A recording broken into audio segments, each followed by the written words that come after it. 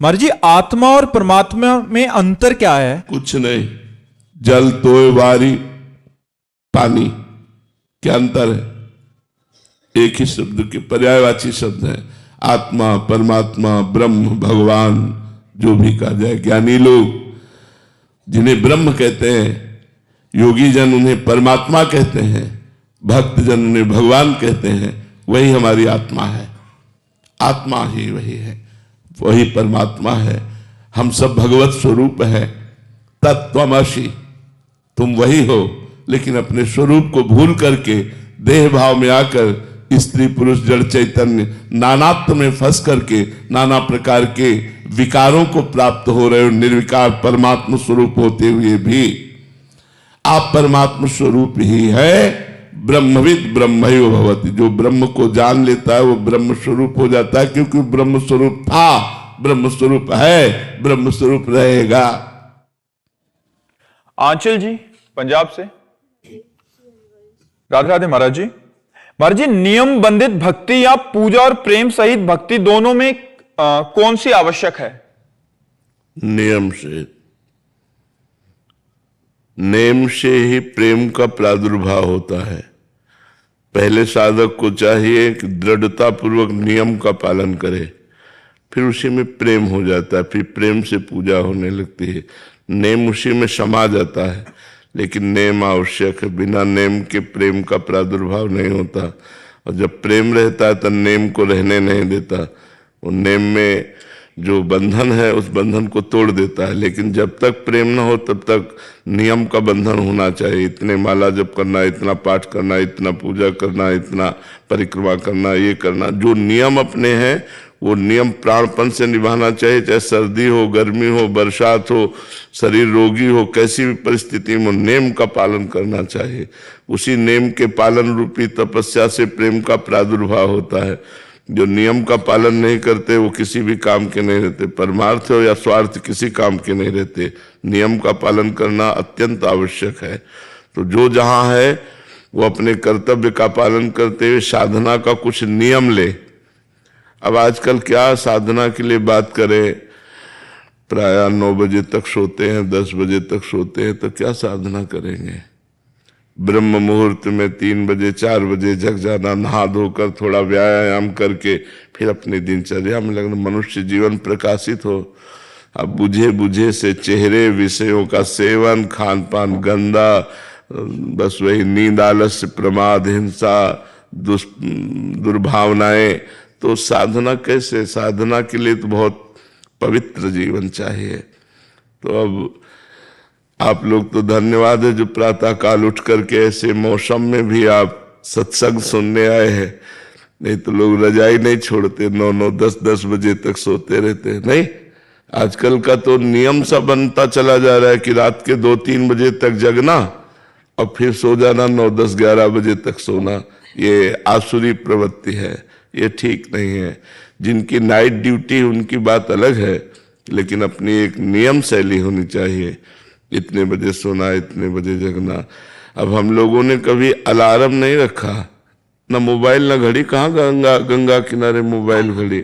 लेकिन 5 मिनट के अंतर की बात नहीं कहते। नहीं तो ठीक अपने समय पर दिनचर्या में बिल्कुल राइट टाइम या 5 मिनट का अंतर, इससे ज्यादा नहीं कि 10 मिनट 15 मिनट का अंतर आए हो जाए कभी। 5 मिनट के अंतर की बात अलग है। अभ्यास योग युक्त है ना, अभ्यास में बड़ी ताकत है।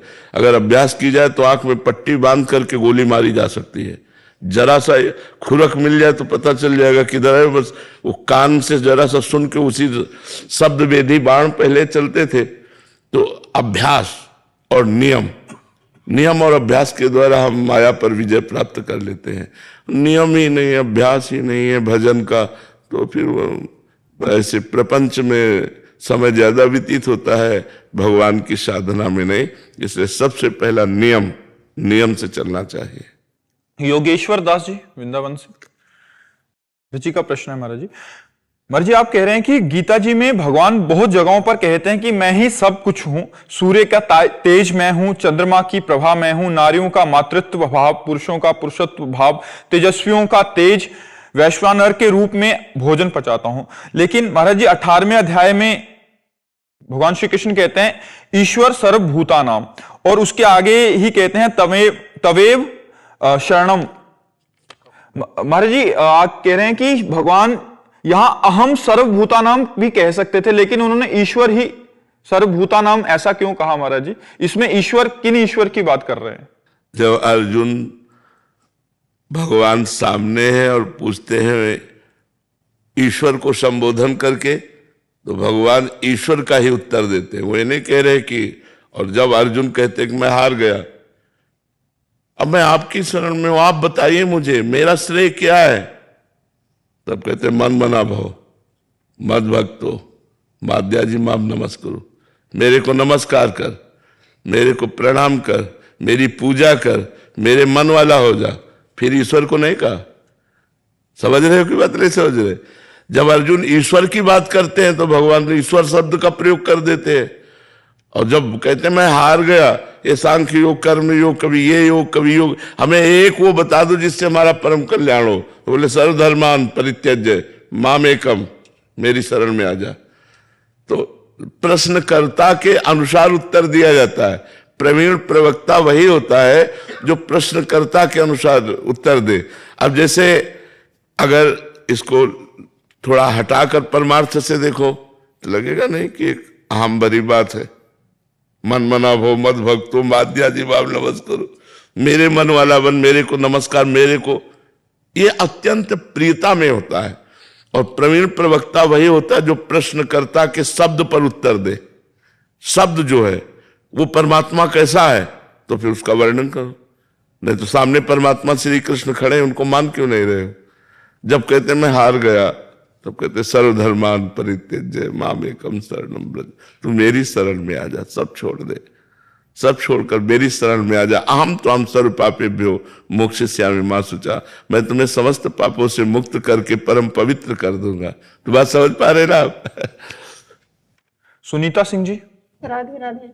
राधे राधे महाराज जी। महाराज जी सब ईश्वर पर समर्पण करने के बाद भी मन कभी कभी उदास और खालीपन महसूस सा करता नहीं, है। गलत गलत, समर्पण हुआ ही नहीं।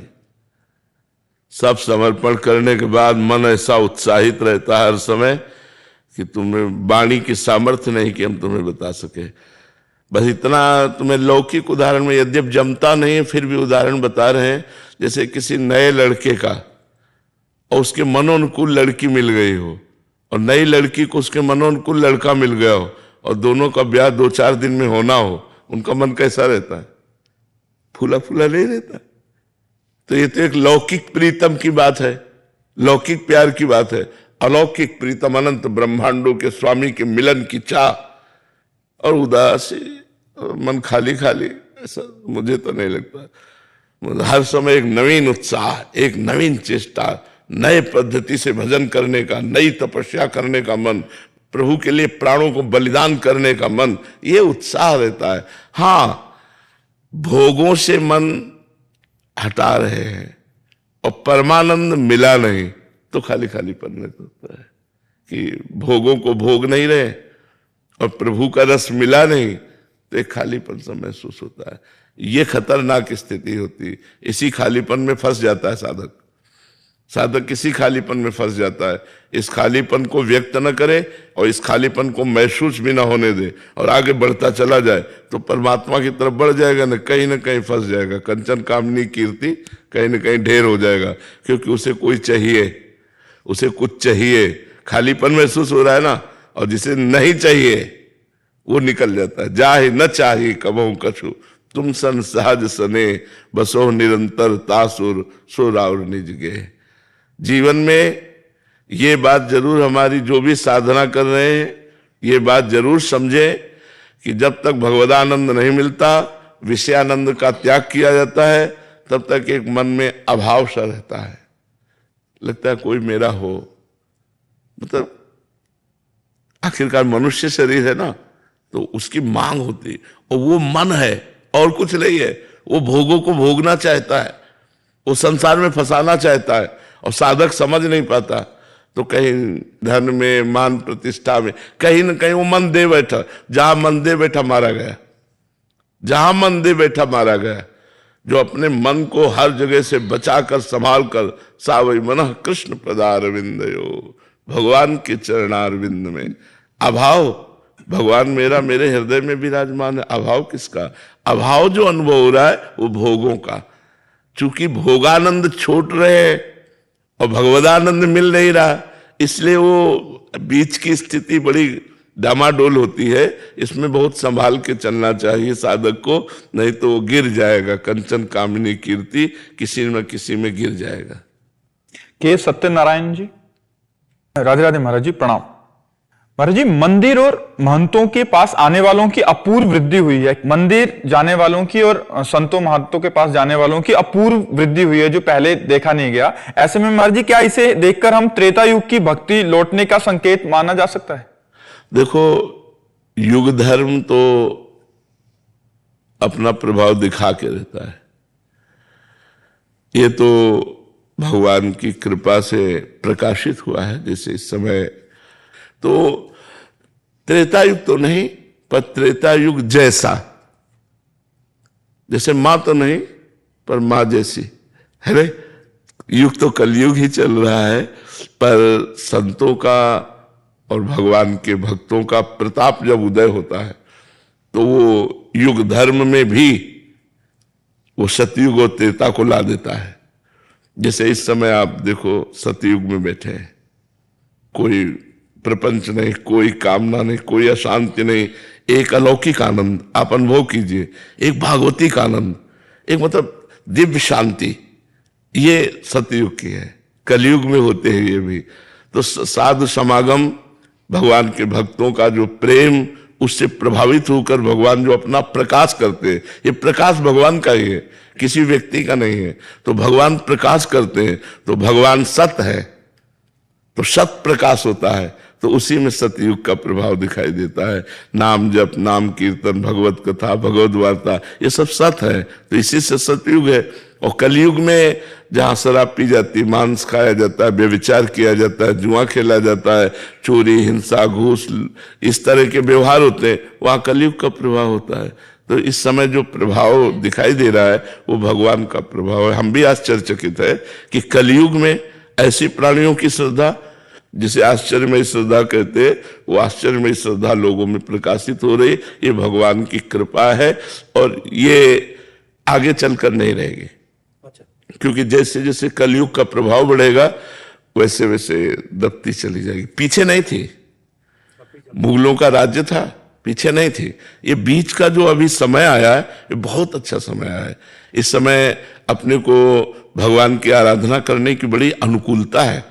आगे चलकर समय आएगा जो अनुकूल नहीं रहेगा। अभी अपना कल्याण कर लीजिए, नहीं धीरे धीरे धीरे धीरे, जैसे पहले मोबाइल नहीं था तो क्या सब लोगों का काम नहीं चलता था? क्या सबका काम चलता था। और मोबाइल से बड़ी सुविधाएं भी हुई तो बड़ी दुविधाएं भी हो गई, बड़ी परेशानियां भी मोल ले ली।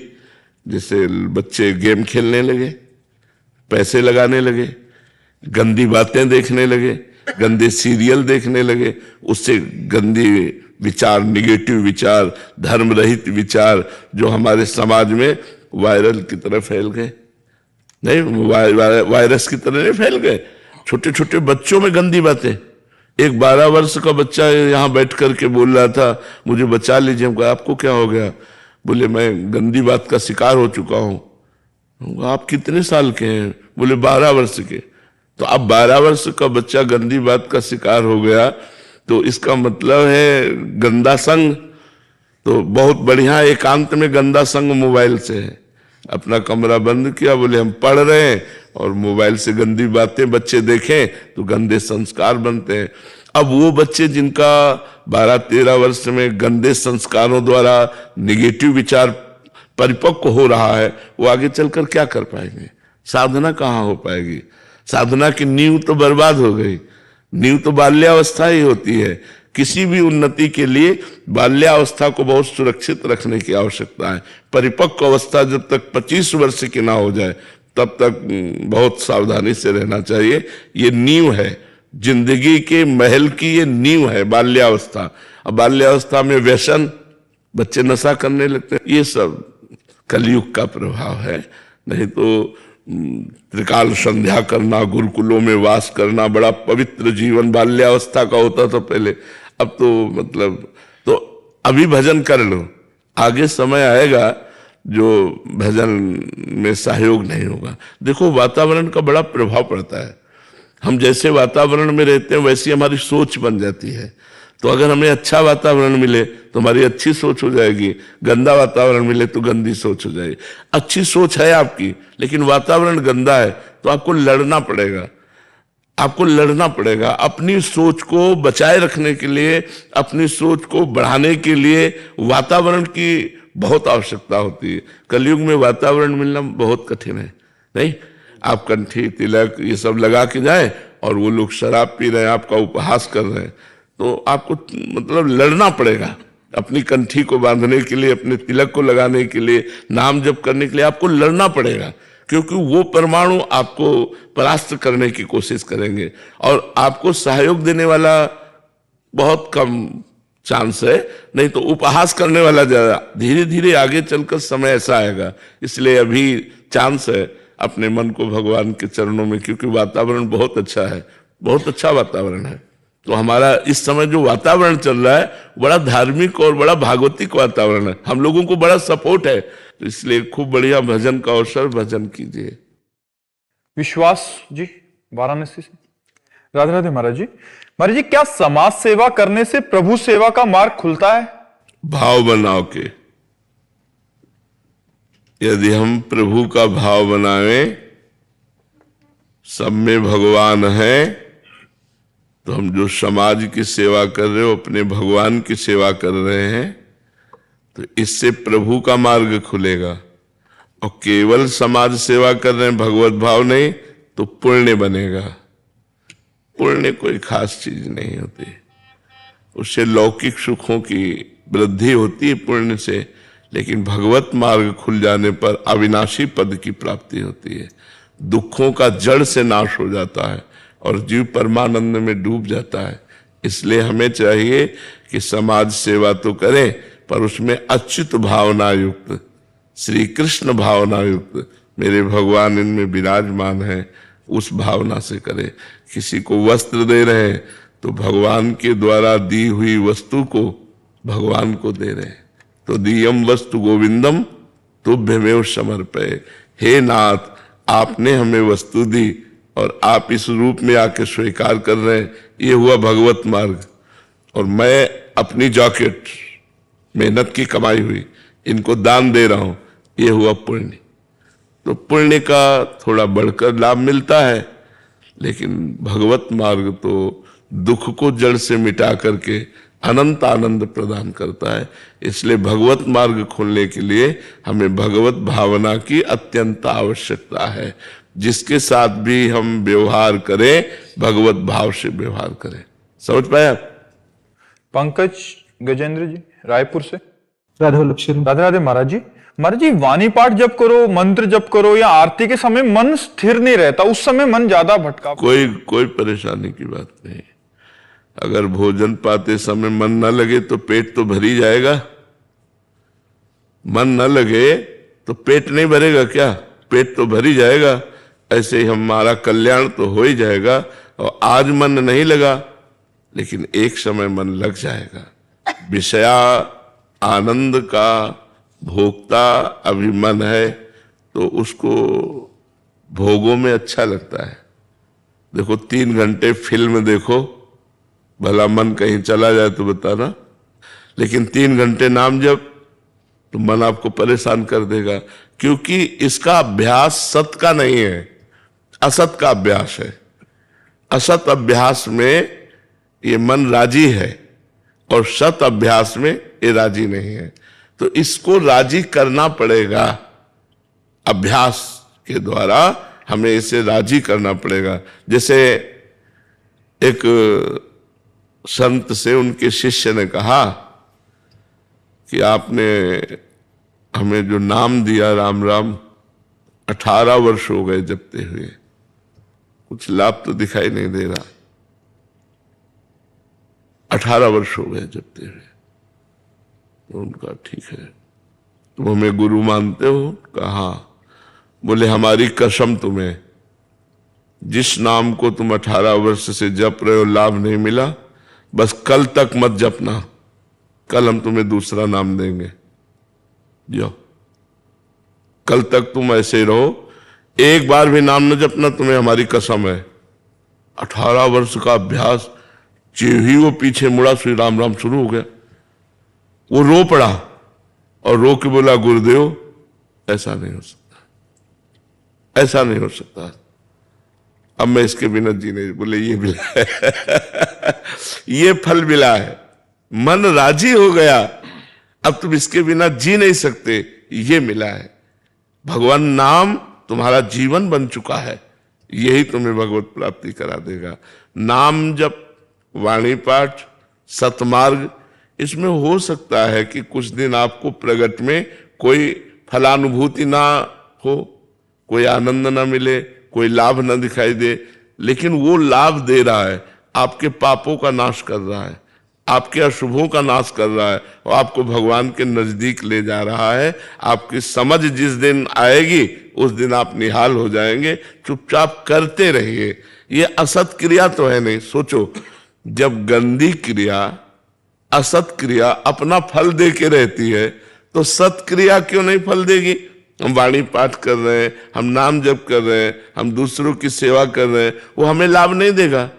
जब कोई गलत क्रिया हो जाती है तो उसका हमको दंड मिलता है भगवान के विधान के द्वारा।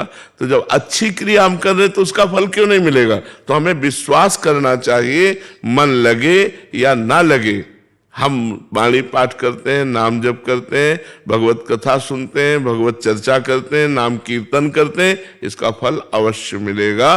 समय पर इंतजार करो, समय पर इंतजार करो। प्रियंका जी मुंबई से। श्री हरिवंश महाराज जी, सेवक वाणी के तीसरे प्रकरण में श्रीहित नाम प्रताप यश में लिखा है कि साधक को अपने रसिकाचार्य से निष्ठापूर्वक ये प्रश्न पूछना चाहिए कि श्री हरिवंश धर्म का अनुसरण करने वाले साधक को किस प्रकार के आचरण करने चाहिए और कौन से वो पुण्य कर्म है जिनको करने से श्री हरिवंश की शरण प्राप्त होती है। महाराज जी, इसमें मतलब ये प्रश्न का उत्तर क्या है? महाराज, प्रश्न का उत्तर है, सब चराचर जगत को हित स्वरूप मानकर, प्रेम स्वरूप मान करके, सुख देवे को चावचित, सब सो हित निष्काम, या सुधर्म हरिवंश को नाम गिरा विश्राम। महाप्रभु ने, हरिवंश महाप्रभु ने एक दोहे में अपने धर्म को वर्णन किया, सब सो हित, सबसे प्यार करो, लेकिन निष्काम मति, उसके बदले में कुछ चाहो मत। जिससे हम सुख पहुंचा रहे हैं, तो जिसे हम किसी को पानी भी पिलाते हैं तो लगता है कभी हमको भी अवसर आने पर ये, नहीं तो धन्यवाद तो दे ही देगा, थैंक यू तो बोल देगा। इतनी आशा रहती है कि अगर हम किसी का थोड़ा भी हित करें तो पलट करके वो थोड़ी कृतज्ञता तो प्रकट करे, लेकिन हमको इतना भी नहीं चाहना। सब सोहित निष्काम मति, बिल्कुल कोई कामना नहीं, हम बिल्कुल कामना नहीं, नेकी कर दरिया में डाल। हम आपको हित करते हैं, आपको सुख पहुंचाते हैं, बदले में आपसे कुछ नहीं, ये हमारा धर्म है। सुख देवे को चावचित, सब सो हित निष्काम, सुख देवे, सबको सुख प्रदान करो, लेकिन किसी से सुख चाहूं नहीं, ये हमारा धर्म है। जो हित धर्म है, जिस धर्म के हम साधु हैं, हमारे धर्म में है सबको सुख पहुंचाओ, लेकिन बदले में कुछ मत चाहो, और श्री धाम वृंदावन का आश्रय और वास स्वीकार करो, और मुख में राधा वल्लभ का नाम और हृदय में राधा वल्लभ का ध्यान ये धारण करो। सब सोहित निष्काम मति, श्री वृंदावन विश्राम, श्री राधा वल्लभ लाल को हृदय ध्यान मुख नाम। बोले अब ये कैसे होगा? ये कैसे हो सकता है कि सबको सुख पहुंचाए बदले में सुख न चाहे? तो बोले तन ही राख सत्संग में, सत्संग में पहुंचाओ अपने शरीर को, साधु संग में, तो वहां तुम्हें ज्ञान प्राप्त होगा। जब तुम्हें विवेक प्राप्त होगा तब तुम दूसरों को सुख पहुंचाओगे। कि आपको सुख पहुंचाया मानो अपने राधा वल्लभ लाल को सुख पहुंचाया, आपको सुख पहुंचाया मतलब राधा वल्लभ लाल। तो अपने प्यारे को सुख पहुंचाने से बदले में कुछ थोड़ी चाह जाता है, वो सुखी है ये देखकर हमको सुख होता है। अपने प्यारे को सुख पहुंचाया, जैसे माँ अपने बच्चे को अच्छे अच्छे पदार्थ खवा रही, तो उससे पूछो तुम क्यों खवा रही हो, तो मेरा बेटा है, तुम्हें क्या सुख मिल रहा है, ये खा रहा है पी रहा है, ये देख के सुख मिल रहा है, और थोड़ा दूध और पियो ना, वो और छोटे बच्चे दूध और पी, जबरदस्ती हो थोड़ा दूध, क्योंकि उसको तसल्ली होती है, अच्छे से दूध पी लिया। तो ये जैसे माँ अपने बेटे को सुख पहुंचाती है, बदले में कुछ चाहती नहीं, ऐसे हम पूरे जगत को सुख पहुंचाएं। उदार चरिता नाम वसुधैव कुटुंबकम, मेरा पूरा विश्व परिवार है, सबको सुख पहुंचाएं, बदले में कुछ ना चाहें। और मुख में राधा वल्लभ का नाम, हृदय में राधा वल्लभ का ध्यान कैसे होगा, तो बोले तन ही राख सत्संग में। जब तुम सत्संग में बैठोगे, साधु समागम करोगे, तो मन ही प्रेम रस भयो, तब मन प्रेम में जाएगा, और ये क्रिया प्रेम से होती है। सुख चाहत हरिवंश हित, कृष्ण कल्प तरुषेव। यदि तुम सुख चाहते हो, परम सुख चाहते हो, तो कृष्ण रूपी कल्प तरु का सेवन करो। प्रणत कामदम पद्मजार्चितम धरणि मंडनम ध्येयमापदी। भगवान श्री कृष्ण के चरणारविंद ऐसे हैं कि जो उनमें प्रणत हो जाए तो उसकी कामनाओं की पूर्ति कर देते। प्रणत कामदम पद्मजार्चितम, स्वयं लक्ष्मी जी जिन चरणों की पूजा करती है वो चरणारविंद है। तो कृष्ण रूपी कल्पतरु का सेवन करो, सत्संग करो, तो तुम्हारी बुद्धि शुद्ध होगी, जिससे तुम चराचर जगत की सेवा कर पाओगे। तो हमारे धर्म का स्वरूप है सुख देवे को चावचित, सबसो हित निष्काम, या सुधर्म हरिवंश को नाम गिरा विश्राम। हर समय नाम जप चलता रहे, वाणी पाठ चलता रहे, सबकी सेवा बनती रहे, सब में भगवत भाव रहे, यही हमारा धर्म है। हेम सागर नायक जी। श्री हरिवंश महाराज जी। महाराज जी, हम ऐसा क्या करें कि हमें परमात्मा की याद में, नाम जप में इतना रस आने लगे कि दुनिया की इंद्रियों की सारी रसें फीकी पड़ने लगे? पहले भोजन सुधारो, नींद कम करो, मौन का अधिक आश्रय लो, अधिकतर मौन रहो, विचार मौन। एक होता जड़ मौन, बिल्कुल नहीं बोलना, गृहस्थी में जड़ मौन नहीं चल पाएगा, विचार मौन। आवश्यक है तो बोलिए, नहीं तो अनावश्यक बोलिए मत। वाणी को पवित्र रखिए, नेत्रों को पवित्र रखिए, कानों को पवित्र रखिए, संयम में रखिए, और नाम जप का जिह्वा से अभ्यास कीजिए। अभ्यास करते करते जब आपका पवित्र भोजन, पवित्र विचार, तो फिर नाम पकड़ लेता है और बार बार हृदय में वो चलने लगता है। और जब नाम चलने लगता है तो एक आनंद की अनुभूति होती है, एक नशा चढ़ता है। जब वो आनंद मिलता है तो ये सब फीके हो जाते हैं। जब तक वो नहीं मिलेगा तब तक बहुत दुर्दशा है। वो भोग नहीं रहे जो भोगना है, और जो मिलना चाहिए वो मिला नहीं, तो बीच के साधक की बड़ी गड़बड़ी है। बीच वाला बड़ा गड़बड़ स्थिति का साधक होता है। एक मान लो विषयों में पड़ा है तो पड़ा ही है बेचारा, अब वो ना तो विषय भोग रहा है और ना भगवदानंद मिल रहा है, तो मन उसका बहुत दुखी रहता है कि विषयाकर्षण उसको बरबस खींच रहा है, पर वो भगवान से मिलना चाहता है, इसलिए वो भोग नहीं रहा, और भगवान मिले नहीं, भगवदानंद मिला नहीं, तो बड़ी उसकी इसी बात से फिर रोना आता है। जब हम विषय सेवन नहीं करते और भगवान मिले नहीं, तब रोना आता है, प्रभु अब तो कृपा करो, हे दीन बंधु अब तो दया। वही विरह बन जाता है और विरह ही भगवान से मिला देता है। तो हमें पहले चाहिए भोजन पवित्र होना चाहिए, संग पवित्र होना चाहिए, हमारा चिंतन पवित्र होना चाहिए, हर इंद्री पवित्र होनी चाहिए, तब भगवान के भजन में रति होती है। तो खूब पवित्रता का निर्वाह करो और नाम जप करो। तो नाम जप से धीरे धीरे जब भगवदानंद मिलेगा तब विषयानंद फीका पड़ जाएगा। जब तक भगवदानंद नहीं मिलेगा तब तक विषयानंद की तरफ मन आकर्षित होता ही रहेगा।